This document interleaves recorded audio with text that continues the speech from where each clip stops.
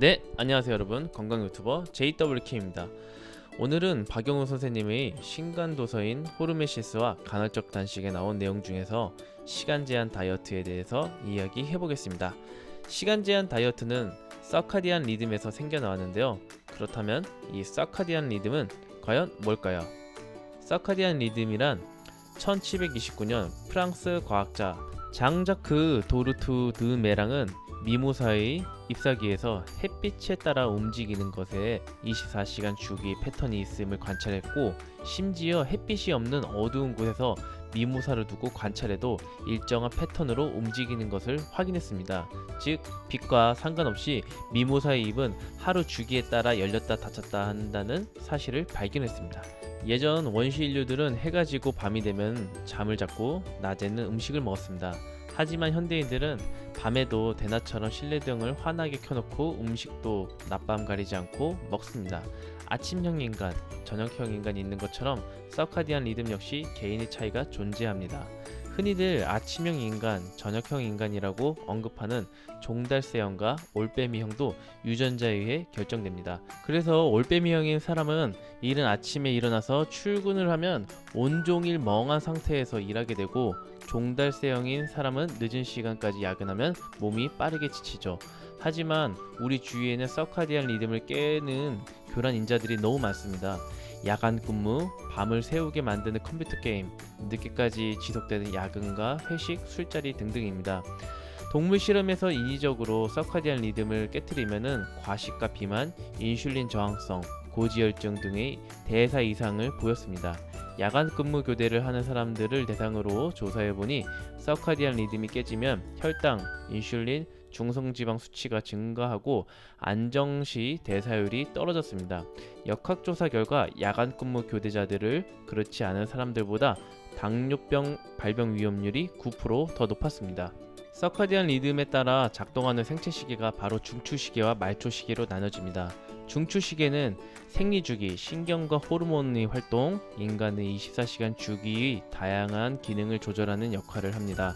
첫 번째는 눈을 통해 들어오는 빛의 자극을 통해 낮과 밤이 구분되고, 두 번째는 호르몬의 자율신경계를 통해 작동됩니다. 서카디안 리듬에서 중요한 역할을 하는 호르몬은 코티졸과 멜라토닌 호르몬입니다. 기상 호르몬인 코티졸은 아침이 되기 시작 전 분비량을 늘려 잠에서 깰 준비를 하죠. 햇빛이 망망을 통해 들어오면 중추시계가 이를 감지해 코티졸 호르몬의 분비량을 활발하게 하고 중추시계는 활동 모드로 들어가게 됩니다. 반대로 밤이 되면 수면 호르몬인 멜라토닌 호르몬은 분비돼서 자는 동안 우리 몸에 쌓인 활성산소를 제거해주는 항산화 효과를 가지고 있습니다. 그래서 멜라토닌 호르몬은 면역 호르몬이라고도 합니다. 서카디안 리듬을 조절하는 또 하나의 중요한 인자는 음식 섭취입니다. 음식이 들어오면 말초시계는 활발히 작동합니다. 이로 인해 중추신경계는 밤에 음식이 들어오면 낮이라고 인지해 활동 모드로 생각할 수도 있습니다. 그래서 휴식과 수면 모드인 밤에는 음식이 들어오지 않아야 서카디안 리듬을 제대로 작동할 수 있습니다. 12시간 공복의 중요성. 잠자리에 들기 전까지 음식을 먹고 6시간에서 8시간 잠을 자고 일어나면 곧바로 음식을 먹죠. 하지만 음식이 들어오지 않는 12시간의 공복 시간 동안 우리 몸은 고장난 세포를 수리하고 부족한 것들을 채워야 합니다. 그 시간 동안 위장 관계와 면역계는 비로소 휴식과 충전의 기회를 얻습니다.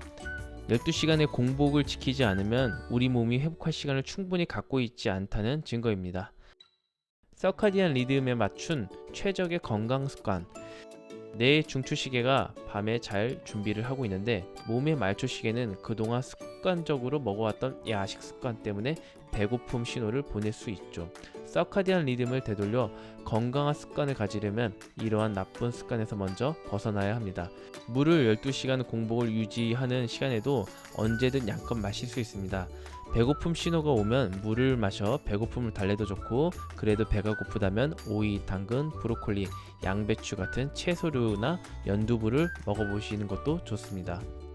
만약 야식의 유혹을 이겨내지 못했다면 야식 먹은 시간으로부터 12시간 공복을 유지해야 합니다. 야식 먹은 양이 아무리 적다 해도 몸속 생체시계는 그 순간을 활동 모드로 판단합니다. 부득이 야식을 먹게 되더라도 혈당이 올라간 상태에서 잠자리에 드는 일은 간에 부담을 줄 수 있으므로 탄수화물을 최대한 자제하시는 것이 좋습니다. 또한 침실에 두꺼운 커튼으로 햇빛을 차단하고 실내 등으로 최대한 어둡게 만들어야 합니다. 아침이 되면 커튼을 젖혀 햇빛을 받아들입니다. 12시간 공복을 지키기 위해서는 전날 저녁 식사가 저녁 8시 넘어 늦게 끝났다면 아침 식사도 그만큼 늦어져야 합니다. 아침 식사는 식이섬유와 단백질, 복합 당질로 구성된 식사를 하시는 게 좋습니다. 퀴노아죽, 오트밀, 샐러드, 무첨가 요거트, 베리류 과일, 견과류 등 먹으면 아침 건강식이 됩니다. 아침부터 혈당을 빠르게 높이는 빵이나 콘프레이크 등의 음식을 먹게 되면 인슐린이 과잉 반응을 보이면서 그럴 경우 급격히 혈당이 떨어지는 반응성 저혈당으로 점심시간이 되기 전에 허기가 지고 또는 탄수화물을 찾게 됩니다. 아침에 배고프지 않는다면 부담스럽지 않는 선에서 인슐린에 무리를 주지 않는 방법으로 밥 반 공기 정도 덜고 밥 반 고기 정도와 단백질 반찬을 함께 먹는 것을 추천드립니다. 탄수화물은 차라리 활동량이 많은 점심 식사부터 풍성하게 먹는 것이 좋습니다. 저녁 식사 후 혈당과 인슐린 호르몬이 식사 전 수준으로 떨어졌을 때 잠자리에 드는 것이 가장 이상적입니다. 저녁 식사를 취침 전 4시간 전에 끝내야 하는 이유가 거기 있습니다. 만약 탄수화물 섭취가 많았다면 가벼운 산책이나 가벼운 운동으로 혈당을 떨어뜨린 후 취침을 준비하시는 게 좋습니다. 또한 밤에는 휴식과 수면 모드로 넘어갈 준비를 하셔야 됩니다. 실내 등은 어둡게 만들고 컴퓨터나 TV, 스마트폰 시청은 잠자리에 들기 1시에서 12시간 전에 끝내야 합니다. 만약 스마트폰을 본다면 블루라이트 차단 기능을 활용하시면 좋을 것 같습니다.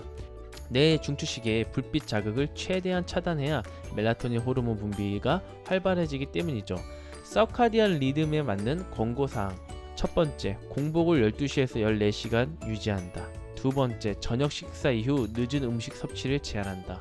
세 번째, 운동은 가급적 저녁 6시 이전에 마치고 늦어도 취침 3시간 전에 끝낸다. 네 번째, 늦은 밤 음주를 피한다. 다섯 번째, 잠자리에 들기 2시간 전부터 실내 등을 어둡게 만들고 PC, TV, 스마트폰 사용을 자제한다. 여섯 번째, 저녁 식사에는 탄수화물 섭취량을 줄인다. 이상으로 오늘 박용우 선생님의 신간도서 호르메시스와 간헐적 단식에 나온 내용 중에서 시간 제한 다이어트, 거기서 서카디안 리듬에 대해서 좀 알아봤습니다. 오늘 영상이 좋았다면 구독과 좋아요, 알람 설정 부탁드립니다. 건강 유튜버 JW 킴이었습니다. 감사합니다.